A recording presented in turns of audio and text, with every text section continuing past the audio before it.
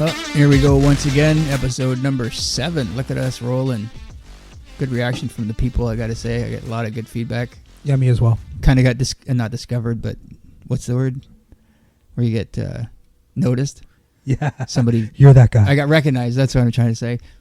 Yeah, I was at that big work party like I told you, and a person Oak's brother, came up to me and was like, "Hey, is your name Leon?"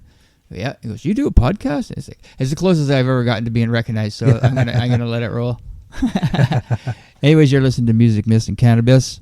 My name is Leon. This is my good buddy Daryl. How you doing today? Doing awesome. Glad to be home. I can't wait for the long weekend. Yes, it's upon us. Actually, by the time this plays the weekend, we'll be past. But maybe on the next episode, I'll tell everybody what I did on that long weekend. Okay, so we were talking about 1983 last episode, and we decided we're going to do 1984 this episode because 83 and 84 were huge years in music. It's actually, that little area is called the Blockbuster. 83 and 84, I don't forget which one. But anyways, one of them is actually known as the Blockbuster year for albums in general. A lot of big, huge albums came out that year. And we're going to check out a strain called, what was it called? Peyton's Pie from a dispensary called Next Level. A friend of mine, Luke, he's going to be on the show here in one of these days. He turned me on to it. I haven't tried it yet, but we were going to give it a check out, and I will read a review. Smells very good. Yeah, not too bad. It says it's got a THC level of 26.8, which is not too bad. Nothing like the Mike Tyson, though. Which we tried on the last episode, and if you have listened to many of our episodes, you now recognize we do 2 episodes back to back. So we are usually quite buzzed by the second one. Yeah, the Mike Tyson was good. But the Mike Tyson was good. I got a nice buzz, not like fucked up. Don't need to lay on the couch. I'm not looking for any food. So, anyways, 1984. What made your interest in 84? 84. It's probably into like Twisted Sister, Stay Hungry, probably for sure. Yeah, they were a weird band when they came out. I didn't. Probably thanks to that. Remember the show Video Hits? It used to be like a half an hour. All they played was videos. Now. No, I don't remember. That's where I started. I've found a lot of stuff on there. So it was like a yeah, definitely. Yeah, it was like a Canadian show, half an hour. I don't know, after school, 4 o'clock or something. I've probably seen it. I'm sure I watched anything that had music videos, but I actually don't remember that one. Yeah, that was big for me. What else? Iron Maiden, Power Slave was huge. Van Halen, 1984.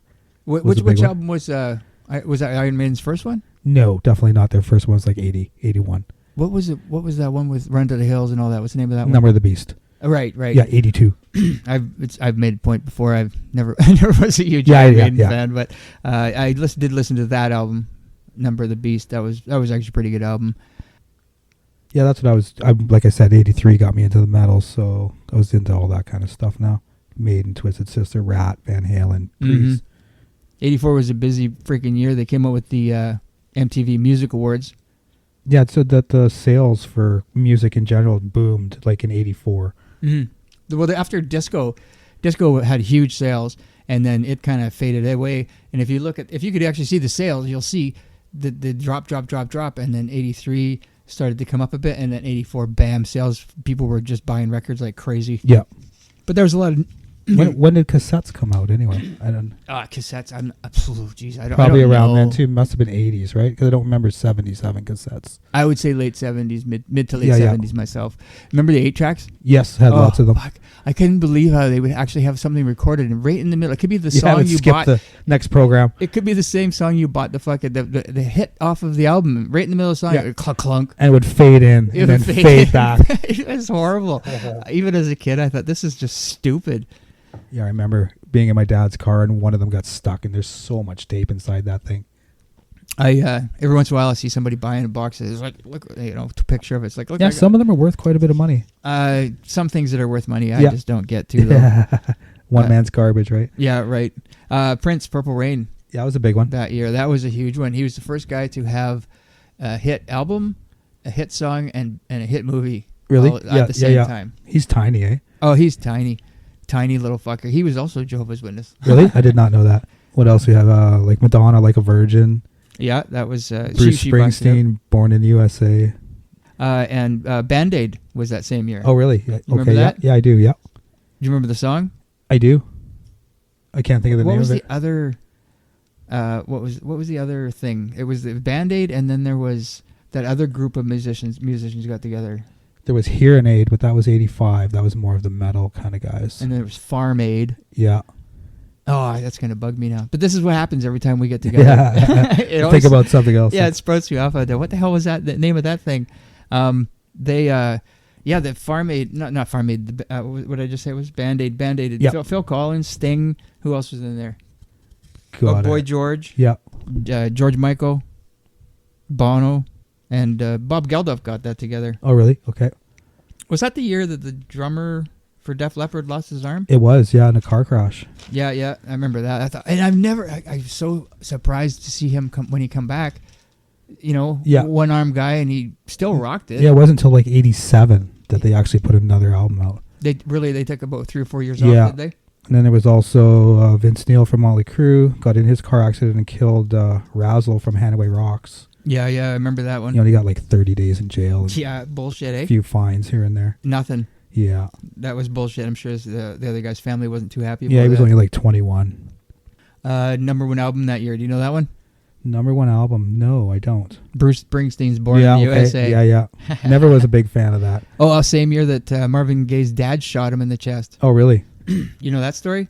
I do. I've heard of it, but I don't know it well. Just his dad was he was out there like dementia or whatever the story is, and him and his mom were fighting, and Marvin came down to I don't know why he was there. He's doing pretty good at the time, maybe visiting, I don't know.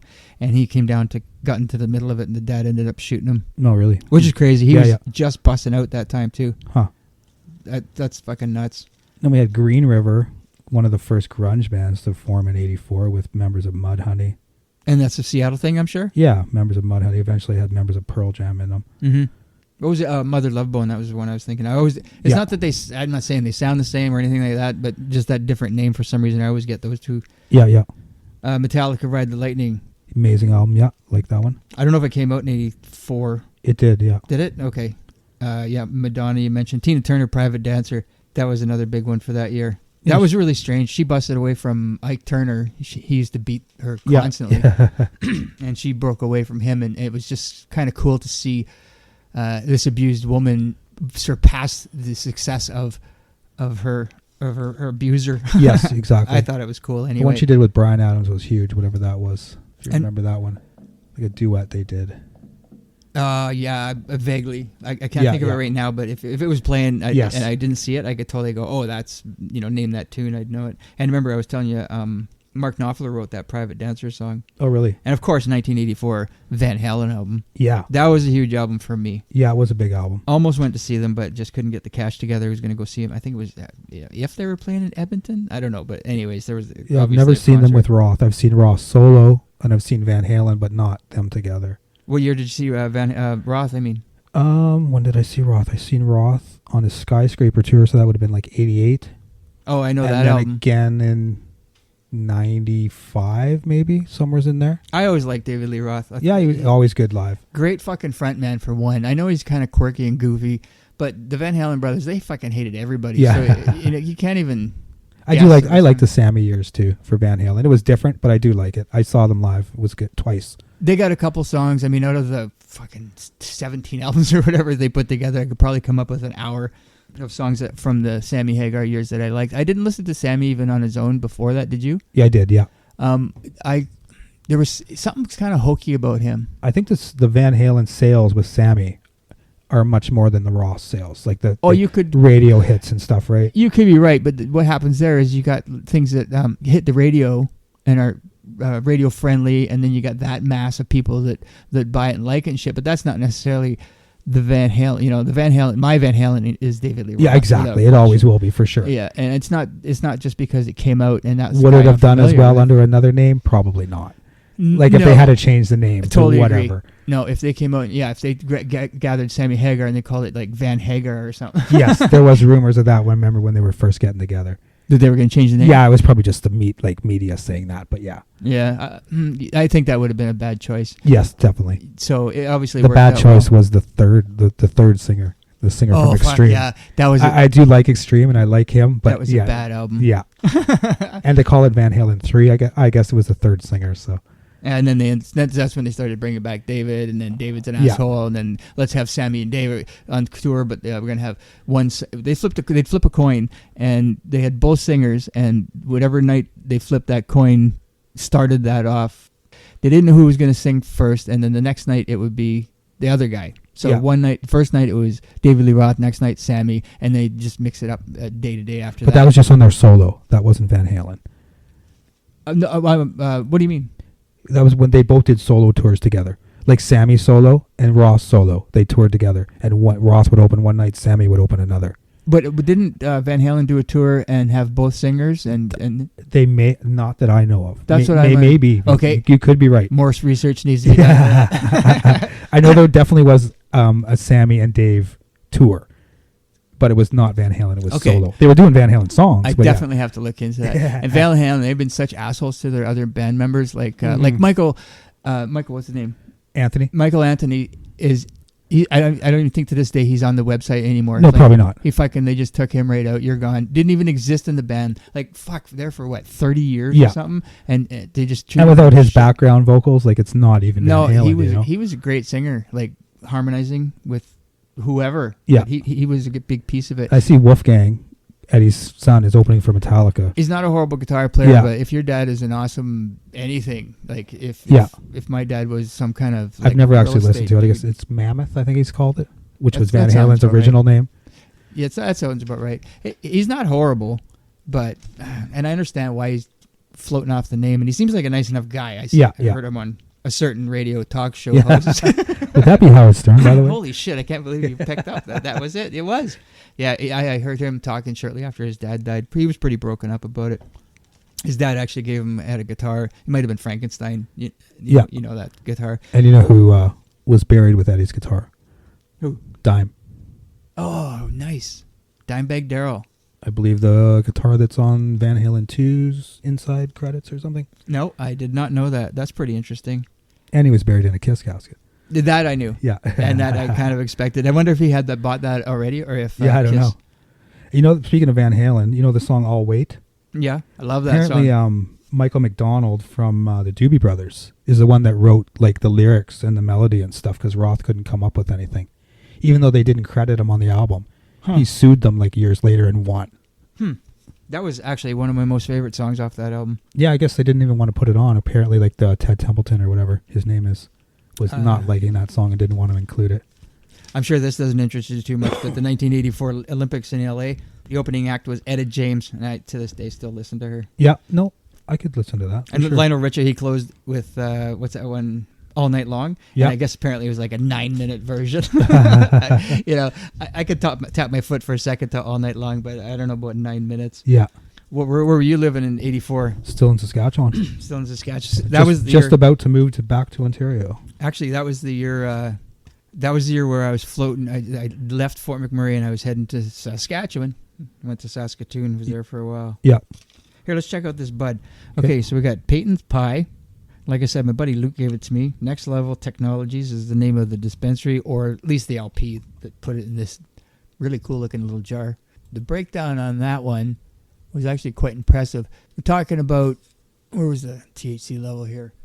Peyton's Pie is the indica dominant hybrid strain, 70% indica, 30% sativa, created through crossing Gary Peyton and Georgia Pie strains. Don't know either one of those. Never heard of them. But that's what they do, right? Yeah. Two strains together, and then bam, they make up a name out of it. This one's known for its pure pie taste. We're going to see that. That's true. Soothing, cozy effects. What would pure pie taste be? I don't know, because I've had burnt pie. Yeah. The crust is a little burnt or something. I hope it doesn't taste like that. I do know, one thing I know about without reading this is it's known for being very, very sticky. Says that it's good to smoke at night, good for anxiety, very cozy, happy in nature, soothing effects, help you settle down and sleep after a long, stressful day or week. You feel lifted and happy, filled with euphoric sense. It leaves you with no room for racy thoughts. No room for racy thoughts. Yeah. Oh, wait a second. Yeah, you might want to retype that one. Physical relaxation comes with filling your body with warm sense of ease. Average THC level, 25 to 26%, so that's pretty good. That's actually a little bit, what's this one? Yeah, 26.8. So these guys they got above the average on this. So this is good for chronic fatigue and insomnia, depression. Got mood swings, smoke some of this shit. Let's give her a fucking thing. It definitely smells good. I'd like to know where they come up with all this, though. Like all the effects. Do they have like a little testing room where they have like a check sheet? Where I can't imagine doing that job. Yeah. Everybody's gonna feel differently, I think. Well, there's that, but also after a week, I mean, you run out of words. How do you describe it? Oh yeah, definitely get a fruity. I could almost get that diesel smell out of it. It smells kind of skunky. Like I said, you can just tell that it's sticky by smelling it, if that makes sense. Give her a sniff. Lots of crystals. Definitely like the buds. And it is very sticky, which is a fucking positive thing for me. Grinder or scissors? Fuck, if I go with scissors, it might jam up. Yeah. Let's do it. Try that grinder. Have you used it much since? Yeah, I have. Quite a bit. It's got a lot less teeth in it than most grinders I've ever had, but it still does the job. I've never done it with anything gooey like this. Yeah. So here's the test. Let's see how it goes. I got some different ones I should bring. I don't know if I showed you. Different strains? No, different grinders. Oh, different grinders? It's much smaller. Little black ones. I found I got this thing. It's called a Da Vinci. It's a little pocket vaporizer, and I don't mean like a vaporizer. I think it's true vaporizer. Vaporizer will get you, for whoever doesn't know what a vaporizer is, instead of burning the weed, it brings it to an exact temperature that burns the THC or the little trichomes off the bud. And it's just, to me, I love it. They have one major expensive one called the Volcano. It's about $700, German made. It's fucking awesome. You ever smoke one of those? I remember our buddy Andy had one, the Volcano, like way back really? when. Now I don't know if it was the same as you're talking about, but did it have a great big bag? It had a big bowl kind of thing on top, plastic lid or something, from what I remember. Did it look like a Volcano? Kind of. Yeah, that could be it. I didn't realize they made them that long ago. But this was probably like mid 2000s or late 90s. Yeah, it could be. I wasn't introduced to them until I'm sure it's way different than whatever is now. Yeah, you know what? You could be right, because I first time I got introduced to one, it must have been about 2001, something like that. Well, this stuff broke up inside of that grinder really nice, even though. Yeah, like I said, sometimes I find the grinder it's too fine. Like it chops it too fine. Well, if your weed is dry in any way, it's definitely going to go too fine. And as soon as it gets fine, it either doesn't burn, clogs up, runs. Can't stand the runs. We mentioned that like I think every show. I didn't take out enough weed, so this is a little small doobie, but fuck, is that sticky? And it's a good thing. Yep. The stickiness would be the trichomes on the leaves that are breaking open on all their oils. Okay, got a lighter? Yeah, we do. Here we go. Fire in the hole. Apparently that's turned into a thing that I say. I didn't realize I said that all the time. Peace and love. Yeah, right. Oops.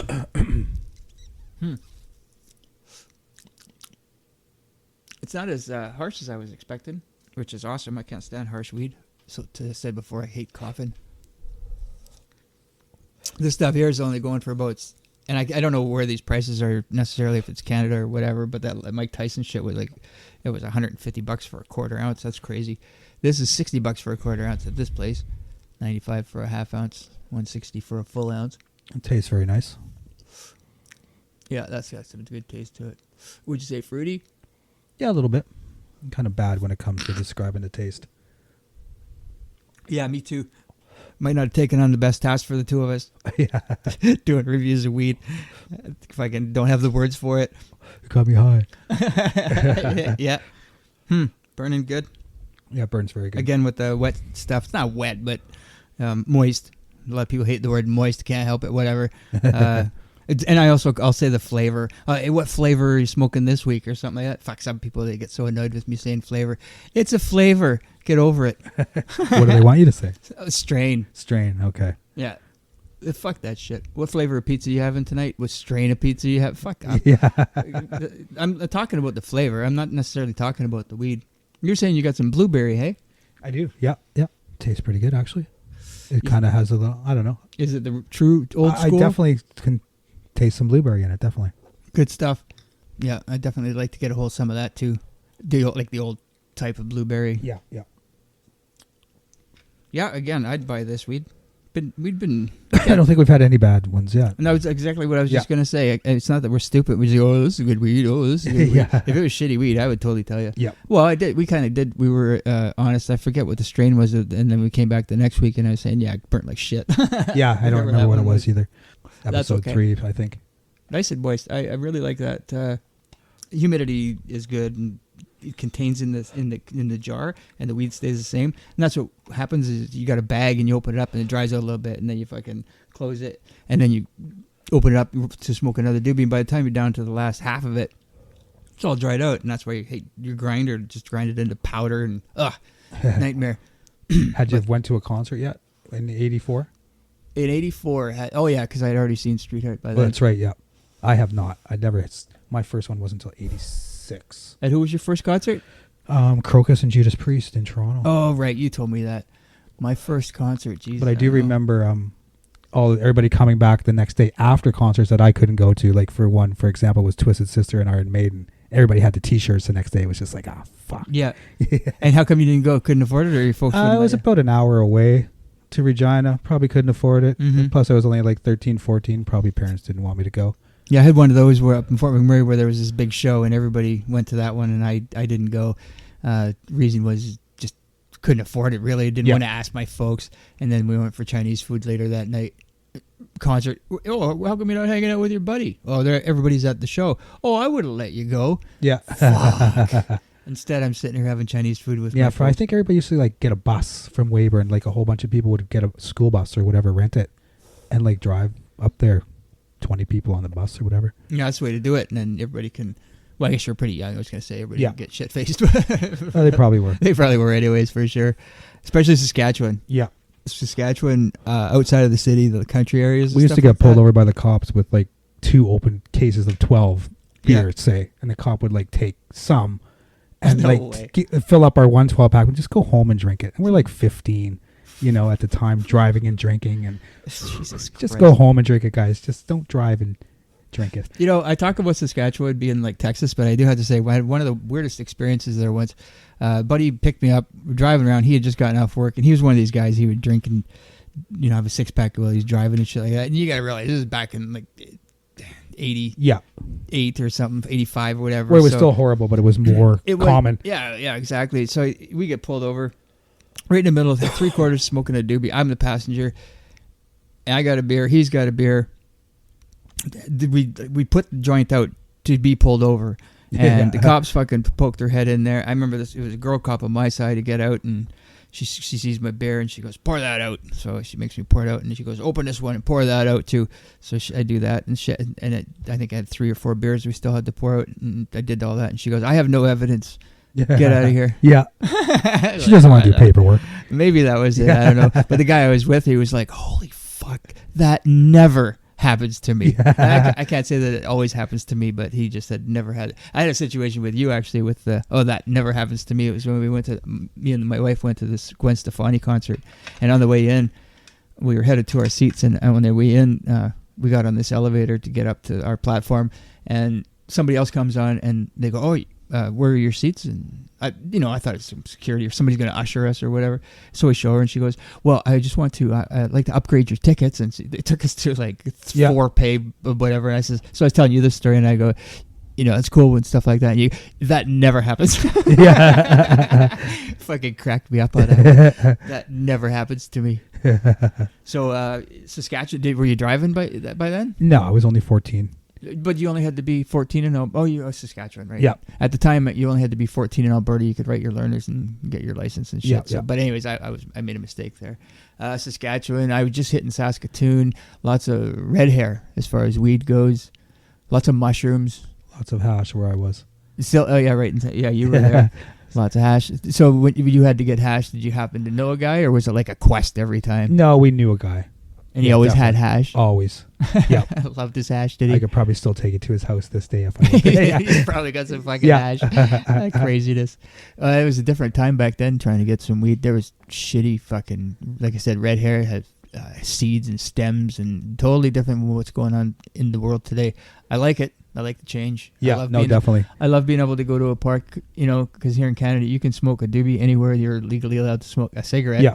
Some people don't stick it in people's face. You don't you necessarily don't see people outside a Walmart smoking a joint. But if he was, there's nothing you can do about it. Yeah. And I so still feel like I have to put it, you know what I mean? Someone comes, you still feel like you have to tuck it a bit. I'm getting a little better at that, actually. And I'm not caring. Again, you got to realize where I work, right? Yeah. So, like I said, our staff party was on the beach at first and then over at this person's house. But, like, sitting on the beach and shit, that's where I smoked that fucking thing. It was totally in public. Yeah. That huge 1.5 doobie or whatever it was. And then I was still roller skating at that time. Roller skating was a huge thing in my world, man. We could bust away Friday night and Saturday night. We'd go roller skating. They would start at 6 and it would end at 12. And I'd go there, and within those 6 hours, I'd smoke like an entire pack of cigarettes. I can't say I remember there being a roller skate place in Weyburn. This is where I lived. There must have been, but... What's the biggest city to Weyburn? Oh, God. Regina, I guess. And that was an hour away? Yep. Yeah, I could see roller skating not necessarily being a big thing. I was more like in the Niagara Falls, and we go down to Buffalo, New York and shit. Colin James was from the neighboring town. And what town was that? Yellowgrass. Get out of here. I didn't know that. I actually don't hate Colin James. He's not bad. He put out an album. It was later. It must have been, I want to say 2000, must have been 2000 because I was in... I can't say I've ever heard a Colin James song that I didn't... Yeah, I like them all. Yeah, there's nothing I hate, for sure. Well, he put out one album. It was a little bit more bluesy. Yeah. I swear it was 2001. I think it was down in Niagara Falls. And I'd go over... Actually, I was going to computer school, and this is like half a block away from the falls, and it's this little shitty church, and you'd go in there and do your school lessons. I just thought, how much is that real estate worth? Yeah. And look what you have on here. It was just this shitty little house church. It must have been worth millions. So anyways, you go in there, and there was a guy that at lunchtime we'd go over to his place and shoot some pool. He'd always drink beer. I never understand these people. As soon as they get home, they got to drink 6 fucking beers. Like but he introduced me to the Colin James blues album. You see what I'm showing you? No. We're forgetting. The Hip, 84, formed. Oh, that's true. I did. I looked this up. Since you were forgetting to talk about them last time. Jesus Christ, what is with me? Yeah. Maybe it's like one of those things where you see they have a song contest of all time, and they take Stairway to Heaven out of it because it's going to win. It always wins. I wouldn't vote for it, but it always wins. So they take it out. It's like that movie says, "Don't play Stairway to Heaven." And yeah, I know what you're talking about. I think it was Bill and Ted or something. Something stupid. Yeah, the first MTV Awards in '84, which changed a lot of things, I'm sure. I don't know who won any of them, but I have a little list actually. Oh, do you? You know who it surprisingly won was not Michael Jackson. No, no. What was it? The year '84. It was Peter Gabriel, I think, won. I think Peter Gabriel won that year for the music award. And that was for blah, blah, blah, blah. Not the one we talked about before. Was it Sledgehammer? Was it Sledgehammer? Okay. No, that can't be right. Yeah, that seems like a little late for that. Like I thought that would be. Oh, Rocket. Okay. Herbie Hancock. Yeah. He won for the video of the year, first year for Music TV Awards. That's what it was. And Michael Jackson had a lot of awards. Michael Jackson, Madonna came out that year, Ghostbusters, Ray Parker Jr. That was a huge song, came out that year. Yeah, we're just talking about that Ghostbusters. Oh, that's funny too. Where they had filmed one with John Belushi before he had died. And then they had to rewrite everything. And I hadn't heard any of that. And who else was in it, you said? John Candy, Eddie Murphy. And then they were all busy doing their own thing by the time they rewrote it. I wonder if there'd be some way to see that. Yeah. I would just love, because you said it was totally recorded and shit. That's got to come out sometime underground. Yeah, if they had it done or not, I don't know. But another one, Stevie Wonder. He had that, I Just Called to Say I Love You. Oh, yeah. He wrote that for his daughter. He wrote a lot of songs for his daughter. I like quite a bit of his shit. I like that funky music. I don't know how much of that you listen to. He's okay. I always laugh at there's a thing I seen on Facebook with the guy at the Stevie Wonder concert with the sign saying, "I love you, Stevie." No. Well, he's blind, right? So. I'm so stupid or stoned. I didn't even get that. That's funny, man. Okay, well, we're going to say that Peyton Pie works. Because I totally gapped out on that one. What was that one I heard one time? Oh, what's Stevie Wonder's favorite color? Corduroy. Yeah. Okay, that's bad taste, I know, but hey, whatever. If it's funny, it's not offensive. And on that note, I guess we'll end it. Around a minute over, actually. Have a good week, and we'll see you next time. See you later. Cheers. One last thing real quick. I'm going to play a song at the end here from a band. Are they local? Yeah, they're local from Mission. Mission? From our friend Oak. She plays drums. Yeah, Random Dander. song called Willis. Check it out. Enjoy. Hope you like this song because you're hearing it again. Let's do this, Willis. Play it loud!